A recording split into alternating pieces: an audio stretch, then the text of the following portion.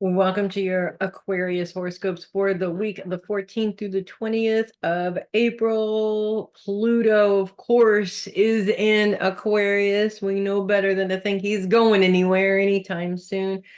Really focusing his transformational power on your relationships, which is actually something that we Aquarians do a lot. We really do invest in our relationships, and we really do invest on changing and growing and evolving our relationships. It's part of the humanitarian part of Aquarius. So that's really not a huge problem.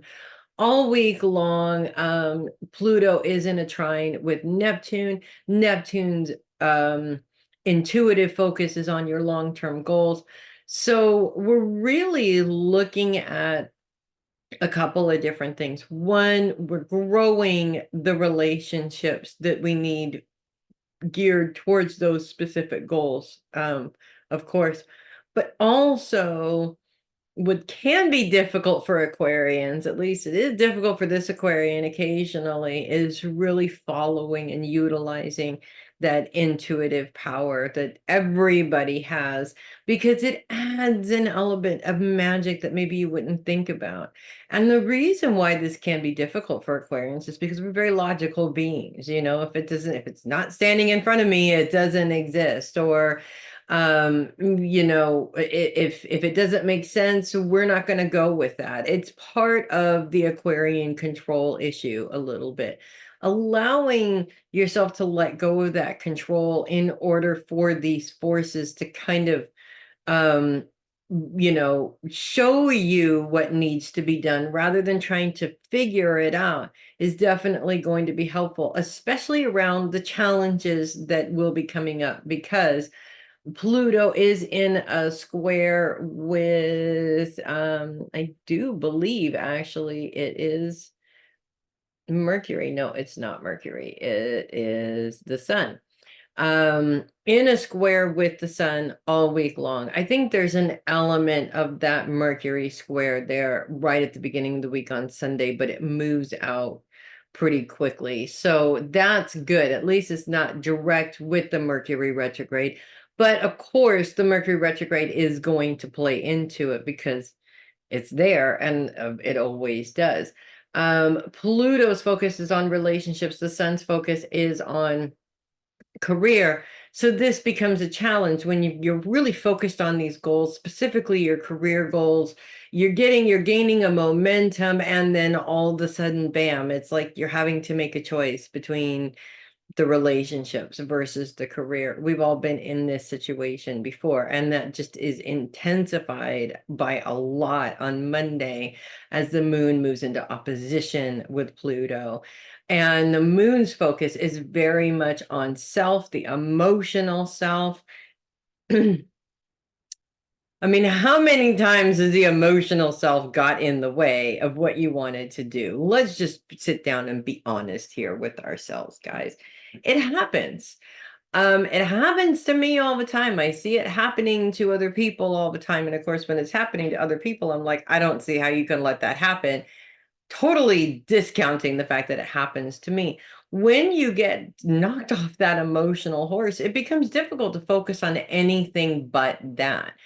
So, and I feel that because there's already a challenge there, it's just going to be sort of blown up as this person that maybe is challenging you makes you feel like you are, kind of dropping the ball in some way. It's really hard to be everything for everyone around you. And I don't think that any sign, of course, is going to get away with going through life without that. I think even people who are introverts that try to avoid as many people as possible are still going to get themselves tripped up in this cycle at some point or another. Listening is important. It's a Mercury retrograde. So number one is listening. That's the hardest thing for me, because I just want the problem to go away. I want to find the quickest solution to shut them up, and of course get what I want at the same time. That's never going to happen. So let's just not even bother trying to focus on that. Listening is important. Sometimes, and I know that I have been in the situation a lot, you get really focused on what you want to do and you put all your time and energy into that, and you're just kind of sort of ignoring everything else. And that means that we're not taking time, we're not putting time into our relationships. I remember being in this situation numerous times over and over again, starting my business with children and still in the house, minor children still in the house, and feeling that being spread, pulled back and forth. Same thing with my husband, when he was home, he wanted time with his wife. Our schedules didn't always coordinate with that. It became a problem. But it doesn't have to be a problem that you fight over. I mean, it usually is, but it doesn't have to be a problem that you fight over. When you sit down and when you talk about it and when you listen, which is really important,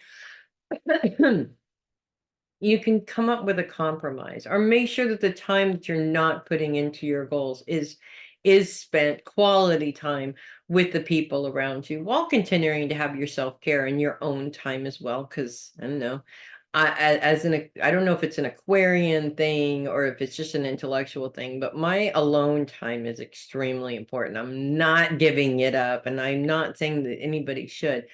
But, you can take away a little bit from that alone time in order to spend it with somebody else, and making sure, of course, that it's quality time. So it is a bit of a challenge that's going to be accentuated by emotions, unfortunately, but it won't be an emotional challenge all week long.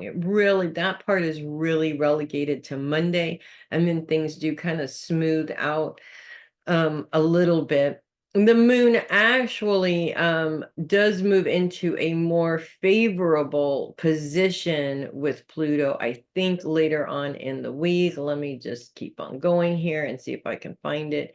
Yes, right at the end of the week. It's kind of funny because it's just like all bad at the beginning of the week, and then at the end of the week, the moon moves into a trine with Pluto.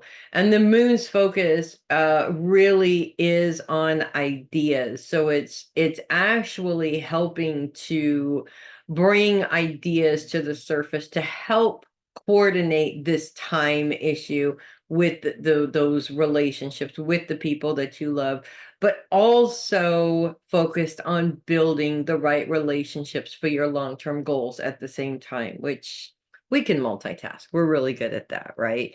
So it's not about allowing people to run your schedule, of course. That's not what we're talking about here, but it is, in a way, just making sure that it's good for you too to be able to have that quality time with the people that you love. They're not going to be there forever. And, there's going to come a point in your life where you're going to look back and wish you had put a little bit more time into those relationships than you did on trying to save the world, because that's what we do, right? So that's what I have for you guys this week. I'm Melissa Bruce, Heavy Metal Psychic. I will see you guys next week, and in the meantime, no matter what happens, it's all about utilizing your tools to the best advantage and not getting caught up in over processing things mentally, not overthinking things like that. Just go with the flow, allow your intuition to be your guide, of course, but also prepare for any kind of Mercury retrograde issues, which they're going to come up as well. So you guys have a great week, and I will see you next week.